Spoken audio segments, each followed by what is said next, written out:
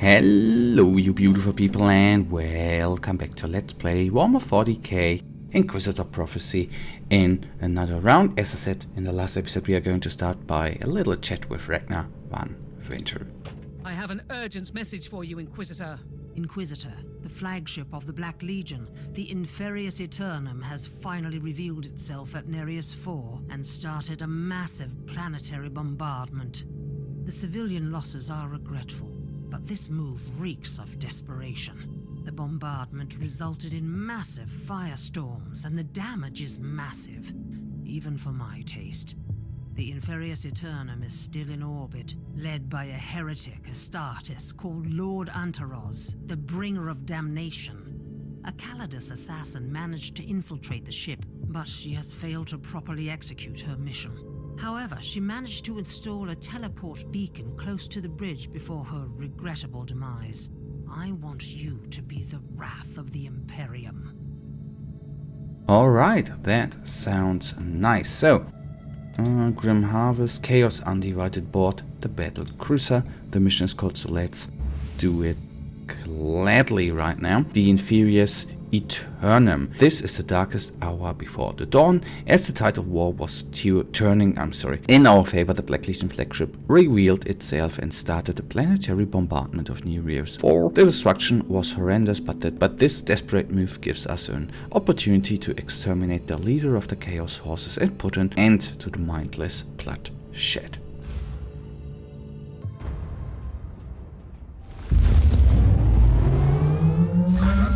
Completed. But this is definitely not the bridge of the Inferius Eternam. Check Priest, what happened?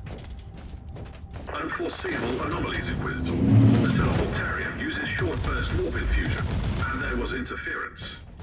Looks like I need to find a way to restore that tolerance. Correct. Addendum. Warp engine activation detected on the target. The mission should be resolved as soon as possible.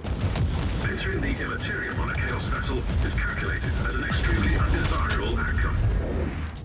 That we know, and we didn't particularly plan a vacation here, right? Spending some time at the poolside? Not really.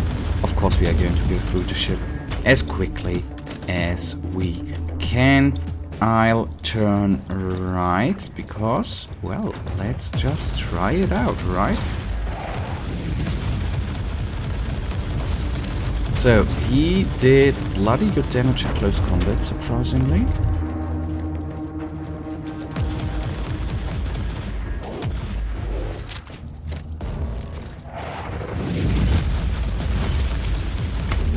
And that's the reason why I'm, so to say, directly focusing on the jump pack infantry. Okay, so I might have taken a little bit of a detour, a costly time detour, since I did not imagine that this was the wrong way to go, sadly enough.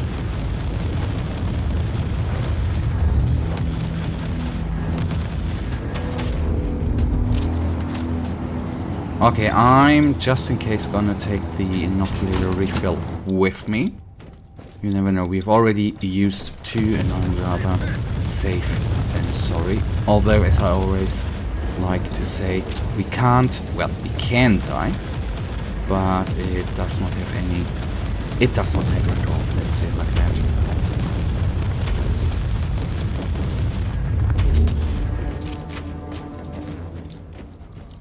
This is actually quite intriguing if I think about it. I don't know why. Did I change an item in the off? I'm not 100% certain. Remarkable. A soul-bound warp creature protects the chest. Most remarkable. We have 20 seconds remaining. It is just fine, even if we would die.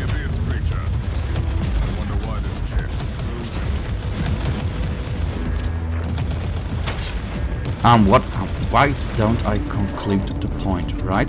What I wanted to say there, I ain't certain. I can't remember if I changed anything in the off. It feels a little... I think we are a little bit slower. But I think I By the Emperor, look at this ship. It's hard to believe that those perverse monstrosities were once Astartes. It's shameful for every one of us. Horus Lupercal was once the most beloved son of the Emperor. If he could fall, none of us is safe from corruption. Leave no survivors, Inquisitor. Kill them all. I think I changed a signum.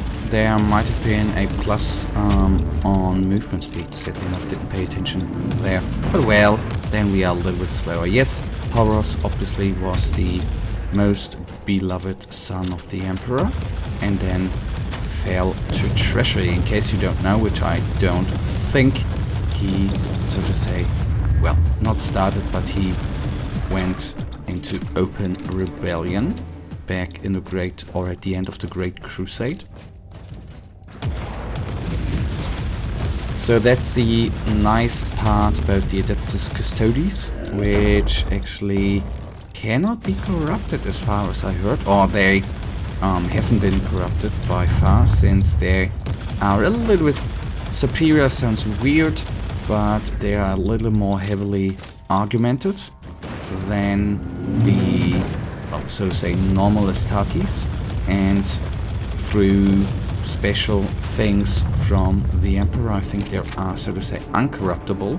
Although then, if I think about it, it's a little bit weird that then Primarchs can be, not easily, but can be corrupted. But on the other hand, if a Chaos God directly, well, not spotters you, but directly pays attention to you, that might be then a little bit too powerful, right? Even for bloody Primarch. Although I am not certain, if you think about it, don't the Chaos Gods actually go after character weaknesses, so to say? Like pride and not only lust and everything, but pride. Isn't that one thing why some of the Primarchs have been corrupted? Something worth reading upon, although I'm not certain if it's directly in fluff, whether and how that actually worked out. I don't think so. That must be the entry to the bridge. Brilliant. Perhaps billions perished in this system. The blood of innocents calls for vengeance. So what are we going to face? A dreadnought or a special character or a hellbrute? No place left to hide, monster. Time to return into the warp, but this time without your wretched body. Big words and little substance, mortal. As usual, you are just as blind as the false Emperor. And that's saying something. But don't worry. I will keep you alive for a little while to witness the fruition of the War Master's plan. I don't think so. Lord. Oh. Holy crap. That was a little bit unexpected, although obviously could have been expected by standing in the middle of the crossfire there. Down, down.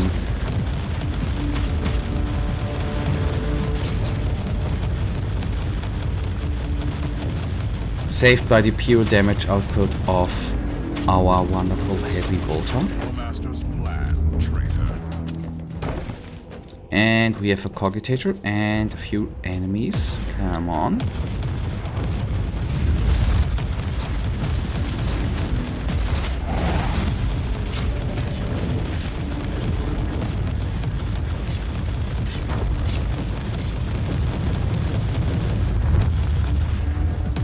Okay, credits taken.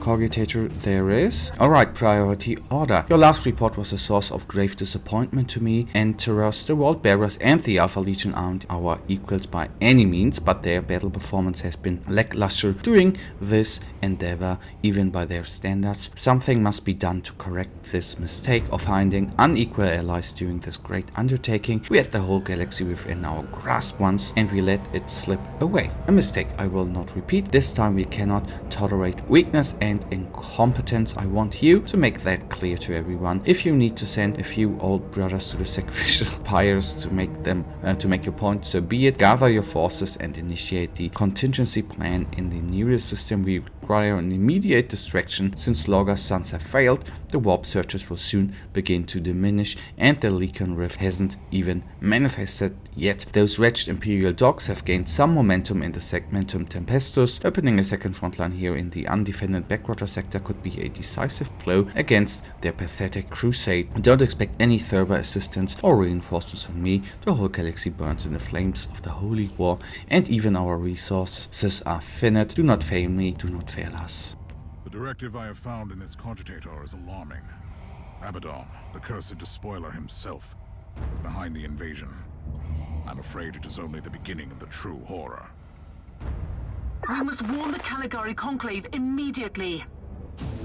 And that, you guys, brings us right now already to the end of this wonderful little episode. And you know it, I, as usual, really thank you for watching. If you guys actually do have enjoyed this episode, please give me a little thumbs up and subscribe. And hopefully I see ya in the next episode, which will again start with a little talk to the captain. For now, have a nice day. Stay frosty. Bye.